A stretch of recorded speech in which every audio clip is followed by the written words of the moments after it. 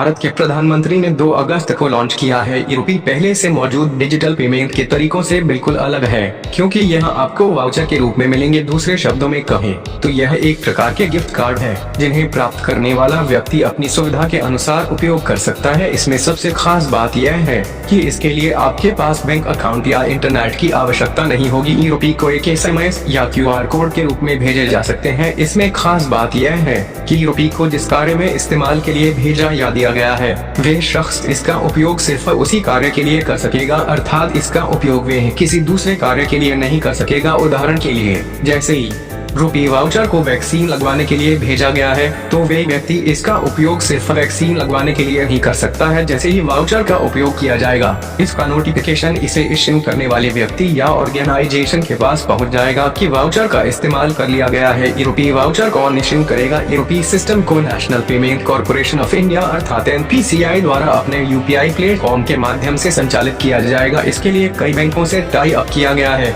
जिसमें प्राइवेट और सरकारी दोनों तरह के बैंक शामिल है। हालांकि यह आवश्यक नहीं है कि जिस बैंक द्वारा यूपी जारी किया गया है वह बैंक इसे स्वीकार करे। हालांकि जिस शख्स के पास आप यूपी वाउचर भेजना चाहते हैं, उनकी जानकारी मोबाइल नंबर के साथ बैंक को देनी होगी। इसके पश्चात बैंक द्वारा मोबाइल सर्विस प्रोवाइडर से संपर्क कर कस्टमर को आइडेंटिफाई कर उनके मोबाइल नंबर पर यूपी वाउचर भेज देगा। यूपी कैसे काम करता है? यूपी एक प्रीपेड वाउचर है जो QR कोड या SMS स्ट्रिंग के आधार पर ही वाउचर के रूप में कार्य करता है। यूपी वाउचर को लाभार्थियों तक उनके मोबाइल फोन के माध्यम से पहुँचाया जाता है।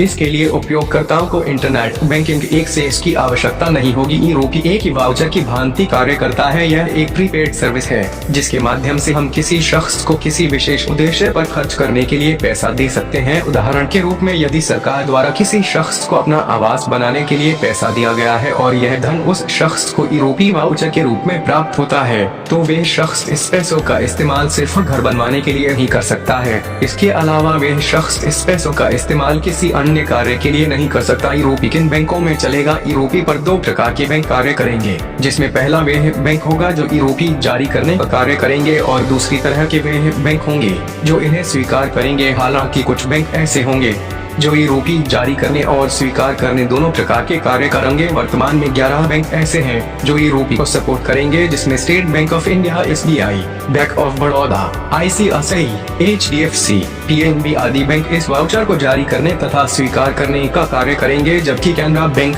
IndusInd Bank, Indian Bank, Kotak Mahindra और Union Bank of India bank UP voucher सिर्फ इश्यू करने का कार्य करेंगे।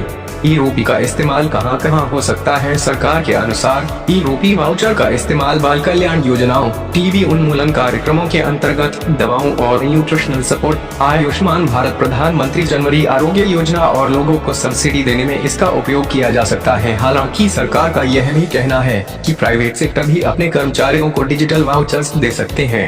यूपी के फायदे: यूपी डिजिटल भुगतान के लिए एक कैशलेस और संपर्क रहित माध्यम है। यूपी में पेमेंट के लिए डेबिट क्रेडिट कार्ड, UPI जैसे किसी थर्ड पार्टी प्लेटफॉर्म की आवश्यकता नहीं होगी। यूपी बिना किसी फिजिकल इंटरफेस के डिजिटल तरीके से लाभार्थियों और सेवा प्रदाताओं के साथ सेवाओं के प्रायोजकों को जोड़ने का कार्य करता है।